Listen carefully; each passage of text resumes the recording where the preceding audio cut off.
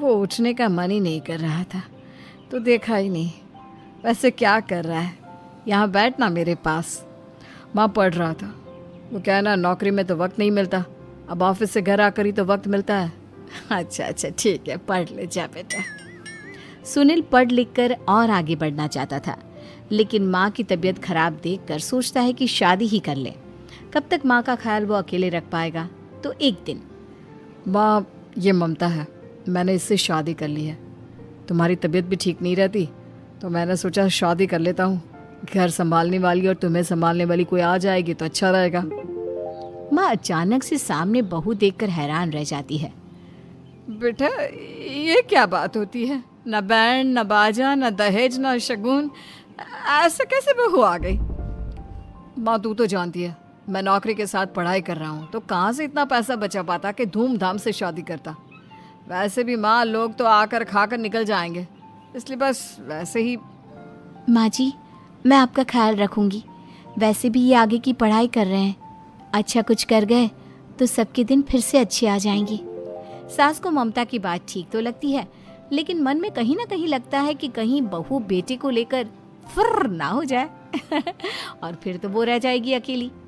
बेटा देख, मेरा जो कुछ भी है वो सुनील ही है, और सुनील का भी अब इस दुनिया में मैं ही हूँ और कोई नहीं। क्या सुनील? बिल्कुल माँ, लेकिन आज से ममता भी मेरे जीवन का अहम हिस्सा है जैसे तू है।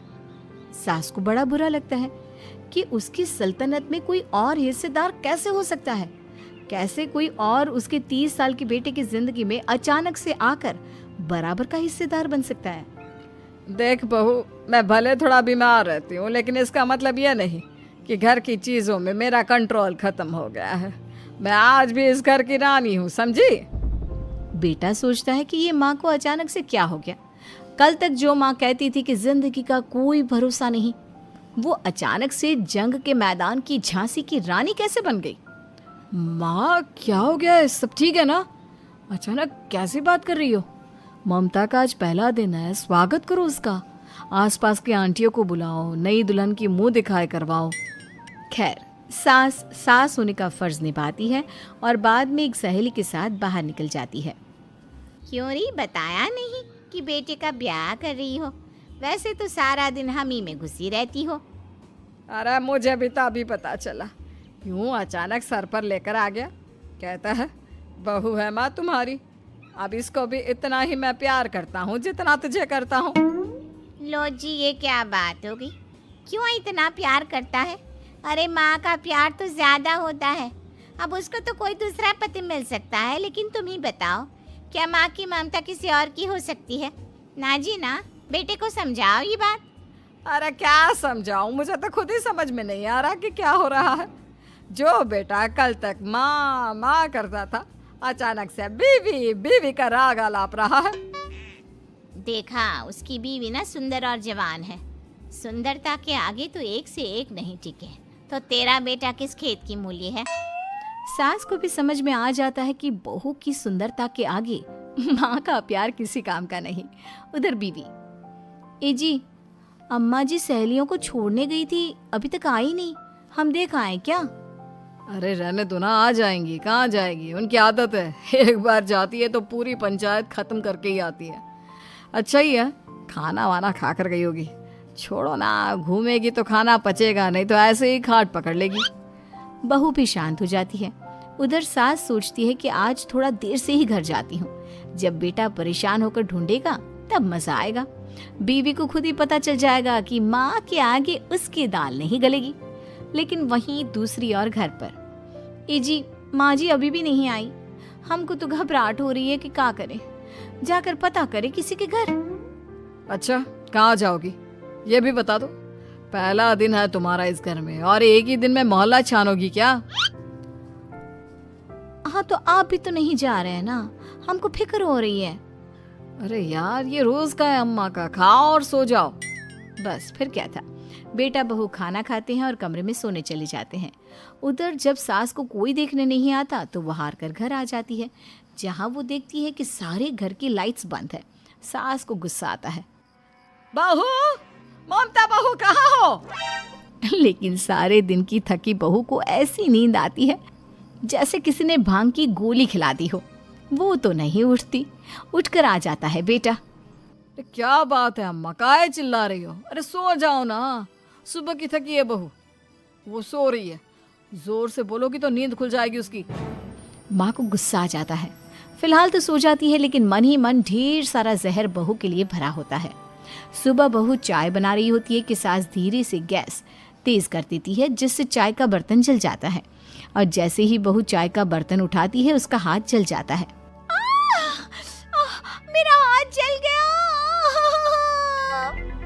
वो जोर जोर से चिल्लाकर इधर उधर भागती है कि सास थोड़ी देर में उसके हाथ में पानी डाल देती है। हाय रे बहू, क्या कर रही हो? पहली बार रसोई छुई हो क्या? सासू माँ गलती से गैस तेज रह गई थी और बर्तन जल गया, जिससे मेरा हाथ जल गया।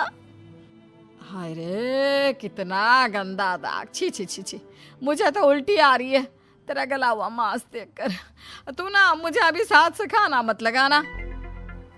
बहू भी खुद का हाथ देखती है तो उसे भी रोना आ जाता है। कुछ दिनों के बाद सास की सहेली आती है। बहू चाय बनाकर लाती है। उसके जाने के बाद सहेली कहती है, बहू की सुंदरता ऐसी है कि कोई भी दीवाना हो जाए। वैसे तेरे बेटे का क्या हाल है? अरे वैसा ही है, बहू के पीछे लट्टू। क्या करूं, कुछ समझ में नहीं आ रहा। मैंने तो बहू के चेहरे पर दिवाली के पटाखे की चक्री फेंक दी, उसका पूरा चेहरा जल गया। अब देखो ना रही सुंदरता, और ना ही अब मेरा बेटा उसे पूछता है। अरे अब तो वो उसे छोड़कर दूसरी भी देखने को बोल गया है मुझे। बहू सारी बात सुन रही होती है। आंटी एक बात बताइए, क्या भरोसा है कि दूसरी सही आए और आपके अनुसार रहे? देखिए आंटी, मेरी सासू माँ को गलत बात सिखाने की जरूरत नहीं है। हमारा परिवार साथ में खुशी से रह रहा है। देख बहू, मेरी सहेली की बेइज्जती ना कर, वही अच्छा रहेगा तेरे लिए, समझी? बहू नहीं मानती है। वो बार बार उनकी सहेली को घर से निकल जाने को कहती है। तभी सास की सहेली पास के चूल्हे से लकड़ी लाकर बहू के चेहरे पर लगा देती है। बहू जोर जोर से रोने लगती है। अरे ये क्या कर दिया? मैंने कहाँ किया, ये तो तूने किया। तू ही नहीं चाहती थी कि बहू बेटे के साथ रहे, भला मैं क्यों करूंगी? मैं तो चली, निपटो अब। बहू रो रही होती है, दर्द से चिल्ला रही होती है, लेकिन सास उसे डॉक्टर के पास नहीं ले जाती।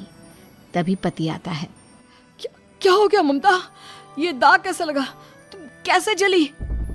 ममता कुछ नहीं कहती, बस दर्द से करा रही होती है। पति माँ की तरफ देखता है। हो ना हो माँ, ये पक्का आपका काम है। आप ही ममता से जला करती थी ना। देखना माँ, अब पुलिस आएगी, केस बनेगा, लेकिन पहले मैं ममता को अस्पताल लेकर जा रहा हूँ। सभी अस्पताल जाते हैं, जहाँ डॉक्टर ममता की सास से कहते हैं, आपने तो नहीं जलाया ना बहू को? अब ममता की सास के तो पसीने छूट रहे होते हैं। वो घबरा कर कहती है, ना ना डॉक्टर साहब, कैसी बात करते हैं? हम क्या जलाएंगे अपनी बहू को? डॉक्टर ममता के पति से पूछते हैं। देखिए, क्योंकि ये ससुराल में जली है तो मामला पुलिस का बनता है, तो आप पहले पुलिस को बुलाइए, तभी इलाज पूरा होगा। सास डर जाती है कि अब तो बच्ची जिंदगी जेल में ही रहना होगा। रहने दीजिए ना, पुलिस को क्यों बुलाना? सारी हंसी खत्म हो जाएगी जब पुलिस के डंडे पड़ेंगे। बहू को जलाना भले ही बहुत आसान हो, लेकिन उसके बाद सारी जिंदगी जेल की हवा खाना। सास डर जाती है। पुलिस आती है। पास लेटी दर्द से करा रही ममता स्टेटमेंट देती है। तो क्या हुआ था? कैसे जली आप? ममता पास खड़ी सास को देखती है। बेटी बताओ, कैसे जल गई तुम?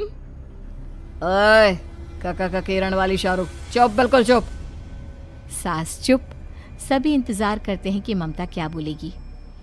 जी मैं खाना बना रही थी, लकड़ी उड़कर मेरे ऊपर गिर गई और मैं जल गई। सास बहू की बात सुनकर रोने लगती है। देखा माँ, कितनी समझदार है ममता। ये चाहती तो, हाँ बेटा, ये चाहती तो मैं आज जेल में होती। मुझे माफ कर दे, मैं आगे से अभी कभी ऐसा नहीं करूंगी। बहू के साथ मिलकर रहूंगी, मुझे माफ कर दे।